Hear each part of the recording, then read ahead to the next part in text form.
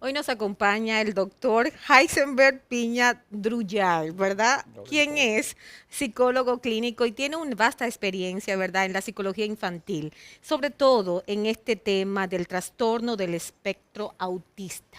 Bienvenido, doctor.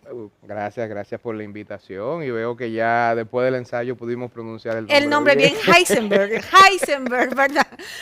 De Eh, hecho, nos reíamos un poquito porque es un legado de su padre, sí, ¿verdad? un bullying paternal, sí, una No, no herencia. bullying, Sí, es sí, una un bullying. herencia, no, porque hoy pudimos recordar a su padre, Claro, justamente porque pudo poner esos nombres tan adelantados, ¿verdad? Para un país tercermundista como somos sí. nosotros, una isla caribeña, pero tener Heisenberg De es, nombre es complejo. yo pienso que es mucha responsabilidad. ¿De parte de quién? ¿De mi papá o No de mía? parte de usted, De mi para papá. ti. De mi padre fue una responsabilidad que me hizo pasar ese bullying en todo lo que es el tema de la escuela. Pero hoy en día usted está enarbolando lo que fue Claro que esa sí, claro que sí, responsabilidad claro que que sí. él le cedió a usted. ¿Por qué? Porque hablamos del espectro autista y sobre todo me comentaba hace un momentito de que en su familia hay algún familiar, ¿verdad?, que tiene estas condiciones. Sí, mira, nosotros, yo soy parte de la Fundación Dominicana de Autismo actualmente. Es la primera fundación que trabajó con autismo en el país. Y precisamente el motor que llevó y detonó la creación de esa institución fue precisamente la condición de mi hermano. Wow. Mi hermano tenía un autismo que en inicio era un autismo muy severo y como tú me mencionabas anteriormente, a pesar de que la clasificación no los percibe, pero sí hay diferentes tipos de autismo en torno a con qué vienen acompañados. Mi hermano tenía un autismo que estaba en severo, pero al mismo tiempo tenía una epilepsia severa. Wow. Entonces, esa epilepsia se pudo controlar ya muy adulto, ya de 18 años fue que él comenzamos como a estabilizarla y después pues superó el tema de la epilepsia, pero quedaron daños residuales, quedaron situaciones residuales. Pero en tema de esos, nosotros tenemos ya prácticamente 35 años trabajando con autismo en el país. Wow. Somos la primera escuela, el primer centro de evaluación, o sea, el primero de todo aquí que se utilizó fuimos nosotros que trajimos el tema del autismo prácticamente al país. Entonces hablamos específicamente cómo hablarle a un niño que tiene autismo de la pérdida, porque ellos lo están viendo también. Es decir, murió papá, murió mamá, murió la tía, el abuelo, el sobrino, murió ese familiar. ¿Cómo se le dice a un niño especial con autismo que ya no está esa persona que antes veía? Eso depende mucho del, digamos, del nivel de comunicación del niño. ¿Ok? El nivel de comunicación del niño va a determinar muchas cosas, pero en el tema de los ejes de evaluación hay un perfil que es el de consuelo, de cómo yo puedo, pues digamos, hasta cierto punto hacer que el niño comprenda el concepto de pérdida, que tiene que ver más con el tema de la rutina y tiene que ver más con la conceptualización, o sea, que él entienda ese concepto de que ya la persona no va a estar presente y que está en otro sitio o que ya no está en parte de la vida. Es un concepto que es muy abstracto para ellos, es Claro. muy imaginativo, o sea, pero normalmente cuando tú se lo vas a traducir, el tema de las emociones en autismo, cómo ellos las expresan y las traducen, pues tiene otro tipo de lenguaje que tiene que ser un poquito más concreto y asociado al tema de la rutina. O sea, cómo yo lleno o reemplazo los espacios emocionales o de asistencia que tenía ese padre en esa rutina de ese niño para entonces que la pérdida no sea tan profunda. Pero independientemente de eso depende mucho del nivel. Ahora sí, los niños, aunque no lo expresen de forma muy directa, sí te van a expresar el duelo. Y es el tema más puntual con el autismo, cómo yo comunico las cosas o cómo las subcomunico. Y sí, hay alteraciones en la conducta del niño. Uno de los temas más difíciles para los padres es cuando uno de los padres que se fue era el eje, digamos, de jerarquía en esa casa, quien tenía el tema del control o tenía el tema como de las correcciones. Cuando ese ente se va de ese espacio, hay una situación muy fuerte a nivel de conducta en los niños con autismo. ¿Qué expresan ellos, por ejemplo? No, ¿Viene la ira? se alteran, se airan, se desesperan. Hay niños, por ejemplo, que cuando no entienden el concepto de que papá se fue, hay un tema de ansiedad y agitación porque estamos esperando que vuelva a mi Claro. entorno, porque yo tengo una situación que yo me adhiero mucho a las rutinas de una forma muy intensa. Entonces ese comportamiento estereotipado, que es como repetitivo, como que es rígido, a mí me impide mucho romper esquemas conductuales, me impide mucho como yo adaptarme de forma sencilla a un cambio, que el duelo, como tú mencionabas, el duelo es difícil para todo el mundo. Claro, imagínate para un niño especial. Entonces, cuando tú no tienes ese tema, porque en el autismo el factor más importante es la comunicación que está afectado. Pero cuando tú te vas a comunicación, la gente simplemente se enfoca en que el niño habla o no habla, y ese no es el factor más funcional de la comunicación. La comunicación tiene muchas aristas sociales que tienen que ver con comprender el entorno, lo que está pasando, con comprender los lenguajes urbanos, con comprender los lenguajes sociales, y ahí es que el autismo tiene situaciones, porque esa situación normalmente se traslada a todos los niveles de autismo. Tú puedes tener un autismo leve, uno moderado, uno severo, uno, dos, tres, y las otras clasificaciones, que son las internacionales, y tú vas a tener la misma situación presente en todos. Hay una situación para comprender ciertos factores comunicativos. Entonces, traducirle a ese niño el tema del duelo, porque a veces no reaccionan, a veces los que tienen un nivel Se muy queda alto, como un shock. no, los que tienen un nivel muy alto, Ujú. tienen a veces la emoción, pero entonces no la manifiestan de forma física. Entonces tú no le ves un cambio muy específico en estado de ánimo, ni le ves un cambio en la forma que hablan, y tienen dificultad para ciertos acercamientos sociales. Entonces tú dices, no, pero mira, a este se le murió el papá y este ni se inmutó. Pero no, es que ellos no lo traducen de la forma que tú y yo lo traducimos, entonces es un tema para ellos, porque también entonces ahí viene otra, lo juzgan. O sea, tú tienes que llorar obligado. No, es que es su proceso de cómo expresa las emociones, y depende mucho de cómo se le trabajó. Claro. Si yo no le trabajé ese proceso, él no la va a saber expresar de la forma adecuada, y eso tampoco se sataniza. Pero para ellos es complejo entender todo ese tema del duelo, y de lo que es el tema de cómo consolar a mamá. Inclusive, como te dije, es uno de los ejes diagnósticos más específicos. Como ese muchacho, cuando llega una adversidad, cuando yo veo a mamá llorando, cuando yo veo a mamá triste, cuando la veo enferma, ¿qué tanto yo puedo percibir ese cambio de estado de humor en mamá? ¿Qué tanto yo puedo vérselo reflejado en la cara, en el estado de ánimo, en la forma que habla, para entonces yo proceder a hacer el consuelo, a hacer el tema de abordar a mami? Mira, mami, no te preocupes, te abrazo, esas situaciones son un eje, o sea, son un ítem muy específico en el diagnóstico. Perfecto, pero usted hablaba mucho, doctor, de las rutinas, Ujú. ¿verdad? Porque un niño con el trastorno del espectro autista, toda su vida se basa en rutina. Déjame decirte que la de nosotros también. Sí, sí, La de sí, sí, nosotros sí, la de nosotros también también es así, a es veces. igual, porque ¿por qué te despiertas en la mañana? Porque tienes que venir a trabajar, porque tienes que ir al colegio. Son rutinas que tenemos todos, pero específicamente en los niños con trastorno del espectro autista, las rutinas son vitales. ¿Por qué? Mira qué es lo que pasa con las rutinas. Las rutinas en autismo, hay que entender cómo funciona su esquema, la estructuración neurológica de la persona con autismo. Ujú. En el autismo hay un tema de que la información sensorial es muy fuerte, y las personas con autismo tienden a tener dificultad en desglosar la información. Cuando te hablo de desglosarla, eso es como memoria de corto plazo, donde me cae la información y yo puedo dividirla, saco lo que yo quiero, lo uso, lo otro lo guardo, y etcétera, etcétera, etcétera. ¿Verdad? Las personas con autismo no usan casi memoria de corto plazo. Eso se va de una vez para almacenar. Ya. Entonces, todos los esquemas de ellos, a ellos se les facilita más la información, que no tiende a cambiar ni a tener alteraciones en el proceso de ejecución. Entonces, las rutinas sí son importantes, pero una salvedad con las rutinas es que los sistemas que utilizamos para trabajar autismo en términos de rutinas, como es el tema de ABA, ABA, o lo que es el TEACH, que es un sistema específico para rutinas, se enfoca mucho en que el niño tenga que tener, pues digamos, la dinámica de flexibilidad en la rutina, que es el error más grande que cometemos con los muchachos. Sí es bueno que tengan sus rutinas estructuradas, pero Ya. si yo para irme a comer tengo que comer todos los días a las 12, llega un momento donde eso altera la vida del padre. Claro. Porque entonces hay padres que te llegan allá y te dicen, cuando tú estás haciendo las evaluaciones y estás haciendo el diagnóstico, y te dicen, oye, pero yo estoy igual que el muchacho. Todo lo que tú estás preguntando ahí, todo lo que tú le estás haciendo, yo estoy respondiendo igualito. Digo yo, sí, padre, porque a veces nosotros, cuando tenemos un esquema autístico en la casa, Se y adapta. entonces eso también es un error. No podemos adaptar las... Yo siempre he dicho a los papás, yo se lo digo claro, el muchacho en esa casa puede hacer lo que le dé la gana. Claro está, cuando él justifique la renta, la comida que se come y todas las cosas que él consume aquí. Y se lo digo a los Dios adultos. mío, pero esto, usted me ha dado una noticia muy grande, porque yo pensaba que eso solamente era para nosotros, ¿verdad? No. Pero entonces, los jóvenes con autismo, es decir, ellos pueden entender eso.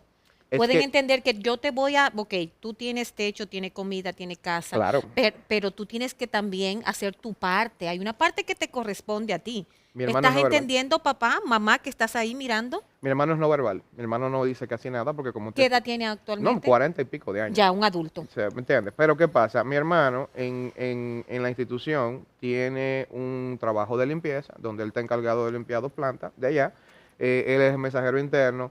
En mi casa, normalmente, pues yo me lo quería llevar. La doña no me dejó llevármelo. La doña es tu mamá. Mi mamá, que fucking se me fundó, ella no me dejó llevármelo. ¿Por qué? Porque él, allá nosotros, yo la enseñé, y mi mamá y mi familia le enseñamos a que él tenía que fregar, lavar, hacer todos sus oficios y justificar su existencia a pesar de que él no hablara. Y tratamos siempre de no verlo como una persona con una condición. Con limitaciones, sí, perfecto. Tiene Pero sus limitaciones, pero ayer él tenía que hacer su oficio. Inclusive tuvimos que quitarle el tema del lavado, porque el lavado se volvió muy complicado, porque él después se cogió que no podía ver ni siquiera una sola ropa limpia, que él llenaba una lavadora entera y la lavaba. Entonces yo dije, mi hijo, no, así no, porque que estamos fuertes, la luz, el agua, todo el eso asunto. detergente. No, no, está fuerte, no, no. Entonces, él le quitamos esas ciertas funciones, pero después las otras él las hace. Él es que le busca toda la medicina a mi mamá. Él es que está pendiente de ella, de cualquier cosa que hace falta. Wow. Entonces, yo me lo quería llevar porque él, Para que sea una ayuda para oh, ti. mi hermano, Pero tu mamá no quiere dejar no, me esa lo dejaron ayuda. 7 meses los otros días. 7 meses me quedé yo con él. Yo estaba feliz de la vida con mi hermano. Y yo le decía, mira, vamos para aquí. Yo le decía, mira, te ganaste esto. Entonces, el viernes vamos allí, que te gusta, se gusta sentarse. Y subió su cervecita. Y nos sentamos con él. Y digo yo, mira, me siento con él ahí y me lo llevo. Que es una historia a veces que yo le hago a la gente, porque a mí me gusta mucho ir al karaoke y yo me lo llevo siempre. Aunque esté aquí con mi mamá o no esté aquí. Entonces, cuando yo me lo llevo, yo siempre les menciono a las personas, que es una anécdota muy personal, que yo siempre me incomodaba con la gente. Yo me quillaba porque él, cuando se da una cerveza, se pone muy contento y se pone, yo digo yo, en vibrador. Él se pone a mover la cabeza. Cuando yo lo veo, todo el mundo se queda mirándolo. Y al principio a mí me molestaba bastante la actitud de la Claro, gente. claro. Porque tú comienzas a, tú sabes, tú te sientes mal. Es Totalmente, un tema de claro. duelo también. Sí. Pero después yo decía, bueno, déjame ver. Y cuando él se ponía a moverse, yo me ponía a mover la cabeza con él. Y todo el mundo se quedaba como, pero estos dos panas están como locos, ¿qué es lo que pasa? Y ellos después no, como que no ignoraban porque decían, ah, pues están los dos en eso. ¿Y qué es lo que pasa? Y es tripeándose que están con uno. Entonces yo después me paraba, iba mesa por mesa y le decía, mire, él es Ray, él es Ray, él es Ray, él es Ray. Y se lo presentaba todito. Y en el karaoke normalmente van las mismas personas. Y le mire, él es Ray, así yo te he visto con él aquí que tú vienes. Y cuando me decía, mira acá, ¿y qué es lo que le pasa a él? Hay algo como extraño con él. ¿Qué es lo que le pasa? Y digo yo, mira, él tiene una condición que se llama autismo. El autismo es esto y le explicaba. Ahora, la anécdota de esa historia que siempre les hago a las personas es que en ningún momento yo he puesto la condición por arriba de mi hermano. Claro. Ray, es una persona con sus gustos, con sus derechos.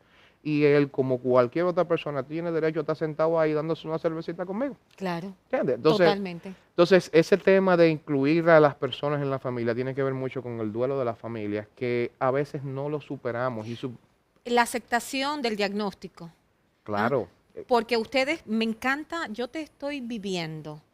Es decir, en el sentido de que estoy disfrutando todo lo que estás diciendo. ¿Por qué? Porque es una concienciación y una apertura a cada familia que tiene un niño o una un niño niña con TEA, con esa condición. Porque le estás diciendo, puedes tener una vida claro, plena, total, ¿eh? Simplemente con algunas limitaciones, pero que tú vas a disfrutar esas claro, limitaciones. claro, claro. Porque es lo que acabas de decir. Ahora has dicho todo lo que hace tu hermano y tú lo has disfrutado. De hecho, te lo querías No, coger, o te lo sea, querías mira, quedártelo. mira Es cómo impresionante. se ven las cosas. Siempre he dicho, no podemos romantizar el autismo porque es una Ujú. condición difícil inicialmente, Claro, pero tampoco podemos satanizarlo. claro, La relación mía y de mi hermano era muy caótica en inicio, en el punto de que nosotros teníamos una relación que yo no quería saber de ese muchacho. Y vamos a ser sinceros y hay que abrirse, ¿verdad? claro, ¿Por qué? Pero ¿por qué pasaba esto? Y se lo voy a decir muy claro. Nosotros no teníamos control del niño. Nosotros no sabíamos cómo tratarlo. No había nada aquí. Aquí, hace 14 años, estoy hablando que hace 30 años atrás. claro, ¿Entiendes? Entonces, nosotros tuvimos un proceso donde nosotros estábamos luchando con ese autismo sin saber cómo hacerlo y da pena que al día de hoy hay muchos padres en esa misma situación claro. y hay que entender la frustración del padre. Cuando tú dices, a veces ellos me dicen, no, porque, no, mire señora, vamos a hacer esta estructura para que el niño pueda modificar esas conductas. Y uno de los fallos que hay aquí en la terapia muy fuerte es no entrenar al padre. el padre es el mejor terapeuta que existe. Es el cuidador No, que no. necesita ayuda. Yo entiendo que debe de darse el proceso primero, la concienciación al padre, la educación al Al padre, padre. para entonces que el padre, conjuntamente con su hijo, ¿verdad? Pueda ser ayudados. Pero hay algo que me llama mucho la atención. Hablamos de las rutinas, pero la parte de la juegoterapia. Es decir, Sí, cuán beneficioso es sí, sí, sí, sí. los juegos y en las edades, porque hablamos del caso de tu hermano, pero tu hermano ya es un adulto, No, y es un ¿verdad? manganzón ya. Ya es un Es un adulto manganzón. que puede ir, de hecho, Un a... manganzón, un manganzón. Pero ¿cómo podemos nosotros ayudar a esos padres que tienen ese primer diagnóstico, que no hay ese abrazo No, no hay eso. al No hay eso. diagnóstico y al entendimiento de que hay que fajarse y caminar juntos? Es que hay un tema con cómo se deja saber el diagnóstico. Ujú. Yo normalmente cuando hacemos diagnóstico, ya hay un equipo médico. Nosotros tenemos un equipo bien extenso médico y de psicólogos y de todo. Multidisciplinario, me imagino. Exacto. Entonces, por ejemplo, cuando uno les dice el diagnóstico, uno les explica el diagnóstico per se, qué es, cuando es necesario, ¿verdad? Y se les indica los pronósticos. Y siempre se le dice que los diagnósticos no están escritos en piedra. Es un punto de Claro. partida, no es una definición de lo que va a ser la vida de ese niño. Ahora, sí se hace mucho hincapié en la detección de posibles comorbilidades. O sea, comorbilidades es otra condición que venga junta con la condición que el niño tiene. No es lo mismo un niño con autismo, por ejemplo, como mi hermano, con un niño autismo y epilepsia severa. Exacto. Ahí hay dos condiciones. Por ejemplo, un trastorno gastrointestinal severo como la permeabilidad intestinal o la irritabilidad o la alergia también es un componente que cuando tú se lo agregas al autismo, ese autismo no es un autismo regular. Claro. Lo mismo cuando tienes un autismo sindrómico. Hay mucho autismo que viene de una condición genética que causa las mismas características de autismo, pero tú estás abordando eso como autismo. Ese tipo de situaciones son lo que a veces los padres se frustran con las terapias porque no ven el No avance. ven avance. ¿Entiendes? Y el papá se va llenado de frustraciones. Ahora, ¿qué es lo que pasa con el tema de la ludoterapia? Otro de Los los, juegos. sí, exacto, el tema del enfoque del juego. Otro de los aspectos de evaluación en el tema de autismo es precisamente el tema del uso de la imaginación en los procesos específicos de desarrollo, y entre ellos está el juego. Pero ¿por qué está el juego? ¿Y por qué es tan importante que el padre entienda que el juego análogo es uno de los juegos más específicos para el desarrollo humano? Primero, el concepto de lateralización, o sea, cuando tú juegas con las manos y utilizas la imaginación, hace una conexión o estimula la conexión entre los dos hemisferios. Segundo, el desarrollo del pensamiento abstracto en autismo y en la vida diaria, para matemática, para el tema de lengua española y análisis discursivo, para un sinnúmero de procesos en la vida, tú necesitas el pensamiento abstracto. Pero en autismo, esa es un área que está directamente afectada por el tema del sistema límbico. Entonces, el niño con autismo tiene un pensamiento hiperracionalizado. Cuando hablamos de ¿Qué quiere decir eso? la hiperracionalización, es que normalmente tú tienes tres aspectos que comienzan cuando tú tienes una conducta. Tú tienes un estímulo, que es el cortisol que se activa, después la dopamina, después el glutamato, y después sale la necesidad de hacer algo que viene de un instinto, Claro. viene del tronco encefálico. Eso pasa por el sistema límbico. En el sistema, eso se llama circuito de recompensa. En el sistema límbico hay una activación emocional, hay una respuesta hormonal que se detona.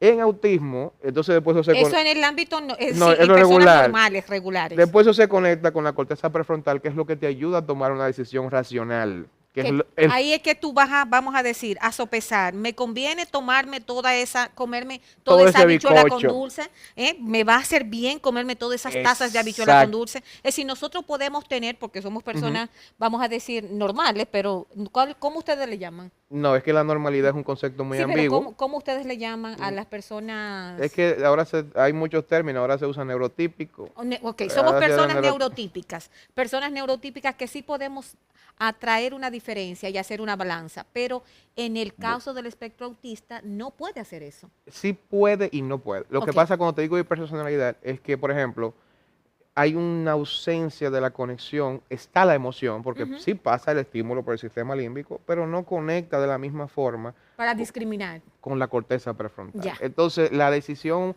se percibe como que tengo un instinto de hacer algo y me voy a la decisión directa de hacerlo. Entonces, por ejemplo, como tú mencionabas con la bichuela con dulce, Ujú. ¿verdad?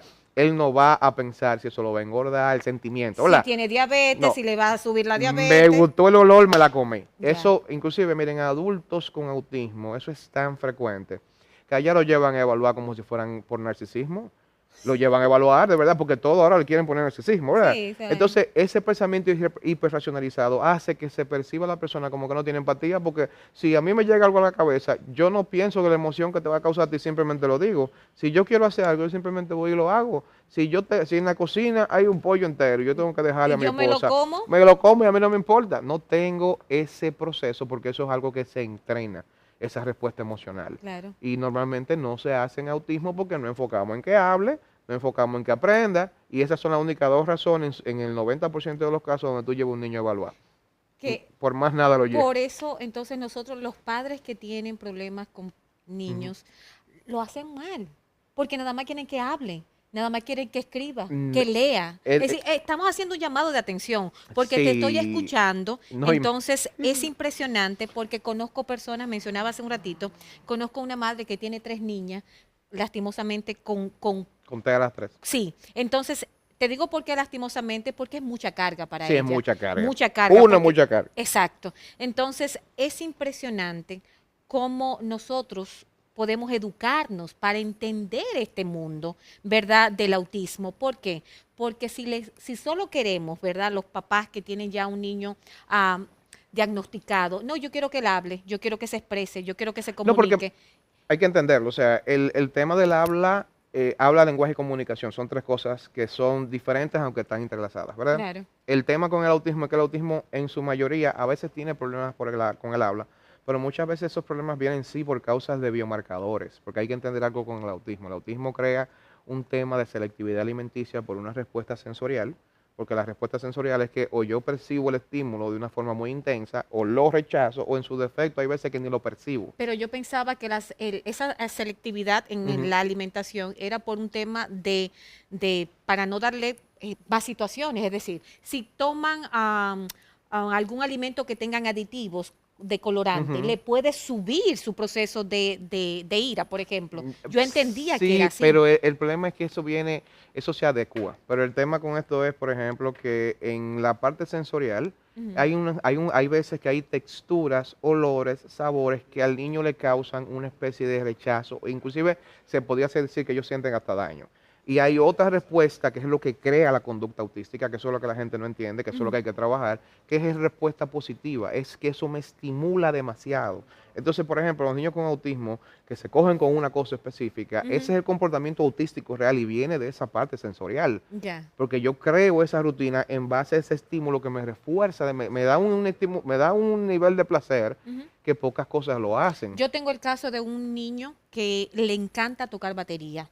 ¿M? Le encanta, pero él es un león en en eso. esa parte. Es un león, de hecho, Eso él toca en también la iglesia porque tiene desarrollado. porque tienen sensibilidad. Entonces ahí vamos al punto de que no podemos satanizar ni tampoco romantizar el autismo, simplemente es lo que es. Vamos a tratar de ese, porque hay muchos tipos de autismo, Ujú. de ese que tiene esas habilidades, vamos a explotarla, porque yo tengo allá había una orquesta de música y ellos de oído aprenden las canciones, de oído. O Impresionante, sea, esa vaina, ellos la impresionante. oyen y pueden replicarla, porque tienen una sensibilidad sensorial muy fuerte, así mismo es aquí con el gusto, lo que son chefs tienen un gusto por arriba de Yo he lo. visto hasta en puesta en escena en teatro, Sí, niños sí. con autismo, Allá y está, es allá impresionante. está Francisquito, allá hay unos cuantos de nosotros que están ahí en Bellas Artes y Claro tienen que sí, obras yo de estuve, teatro. sí, bellísimo. ¿Entiendes? Esos son de los estudiantes de nosotros. Recomendaciones para esos padres, porque hemos hablado de tu testimonio como familia y de tu madre y de tu hermano, pero también de esas familias que están allí,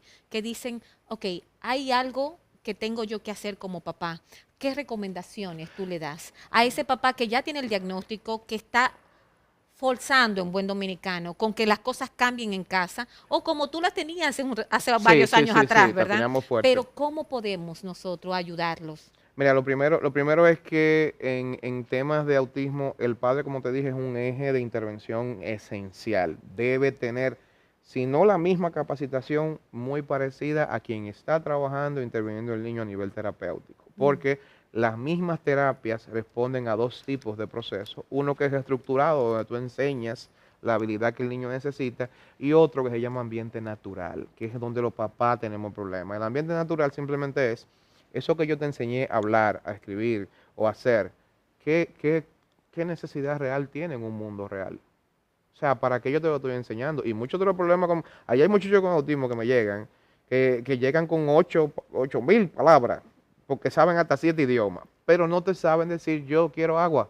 ¿De Claro. qué me sirve que el niño tenga 3 idiomas con un vocabulario extenso y no me puede comunicar una necesidad básica? Entonces los padres tienen que volverse expertos en identificar conductas autísticas, porque también hay conductas autísticas que nacen muy chiquiticas.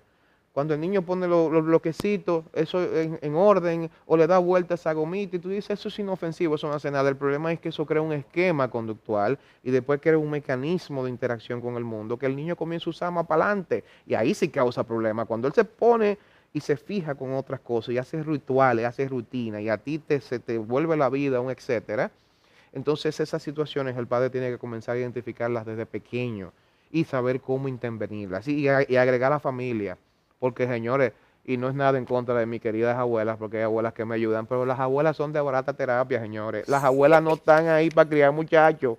Se lo he explicado 20.000 veces a los Me gustó padres. ese término No, de no, no, no. barata Las terapia. abuelas son de barata terapia. Una abuela en 2 semanas que se queda con el muchacho, si no está consciente de cómo se interviene, te desbarata una terapia de 4 meses de ahí a ahí. Dios mío. Y las abuelas le digo, abuelas, cojan su papel de abuelo, ustedes están ahí para ñoñar, para todo eso, ustedes no están ahí para criar muchachos, y puede sonar feo, pero quien cogió su gusto fueron sus 2 hijos, ¿oyeron? Fueron sus hijos que hicieron el muchacho, no es suyo.